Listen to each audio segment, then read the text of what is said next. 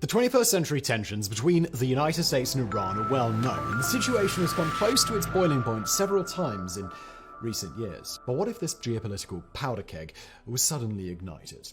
Today, we're going to explore the hypothetical future in which the United States launches an invasion of Iran and what the potential outcome of such a war could be. For starters, the United States public is really against starting another large-scale war in the Middle East. After the messy war in Iraq, the disastrous withdrawal from Afghanistan, and numerous other US involvements in the 21st century, these seemingly unending conflicts have swallowed up trillions of dollars and thousands of American lives, and the US public is just not in the mood for another one. If the US wanted to invade Iran, then they would need a seriously good reason at this point, and the justification needs to be solid enough not only to get the American public on board, but also the rest of NATO.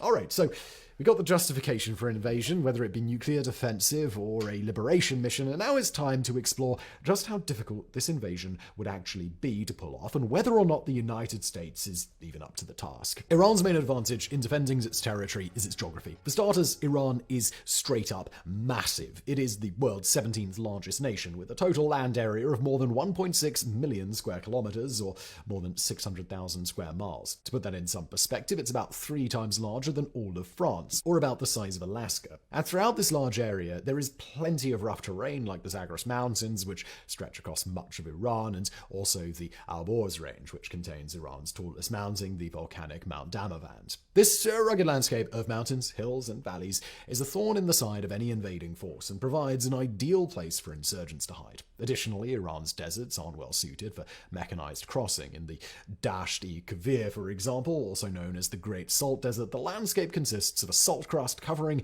a deep layer of thick mud. One wrong step and you can easily break through the salt and find yourself stuck in the quagmire underneath, making it essentially impassable for vehicles and incredibly difficult to traverse on foot. A private intelligence firm called Stratfor has called this desert one of the most miserable places on Earth. Iran also benefits from a highly strategic location. If the United States wanted to launch an invasion, it needs a staging area to gather its forces, and Iran doesn't have a great land border for such an attack. In fact, of the 7 countries Iran borders, not a single one is a great option. It's highly doubtful that Turkmenistan, Afghanistan, or Pakistan would want to get involved by allowing US troops to prepare on their soil, so the East is out of the question. Same goes for Azerbaijan and Armenia, who are a bit involved with a conflict between themselves and are perpetually under the gaze of an increasingly aggressive Russian Federation, who might not be too happy if they were to aid the United States. It's unlikely that Iraq would stage the US invasion as well, as they would be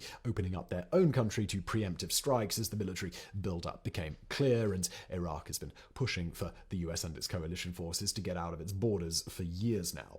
So that leaves us with one last option, Turkey, which at first glance is a NATO ally and seems promising, but there's little to no chance that Turkey lends a hand at all. Despite being a member of NATO, relations with Turkey have been a bit strained in recent. So without a confirmed land route, the only way the United States is going to get a significant amount of troops into Iran is through its southern coastline, meaning that a large amphibious invasion is likely going to be a central feature of a war, but even this doesn't feel like a great option. Entering Iran from the coastline in the Persian Gulf and the Gulf of Oman puts the invading forces on the opposite side of the country from Iran's capital, Tehran. A successful landing in the port city Bandar Abbas, for example, would put the invading forces more than 1,000 kilometers or more than 600 miles from the capital.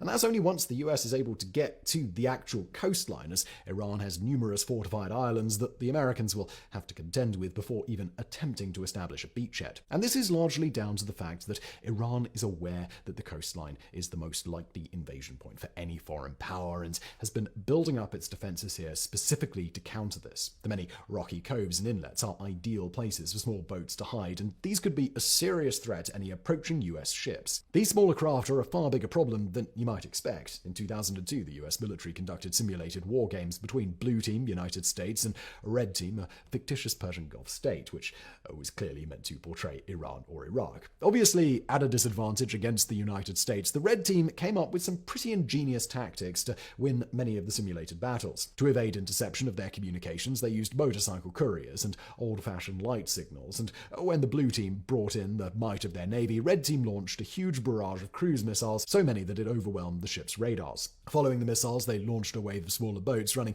hit and run as well as kamikaze missions. The small boats were so numerous and so close to the larger warships that they had trouble detecting and fighting them, essentially leaving them as sitting ducks. When all was said and done, the Red Team, the simulated Iran, had destroyed 16 US warships, including an aircraft carrier, in an attack that, if carried out in real life, would have killed an estimated 20,000 American service members.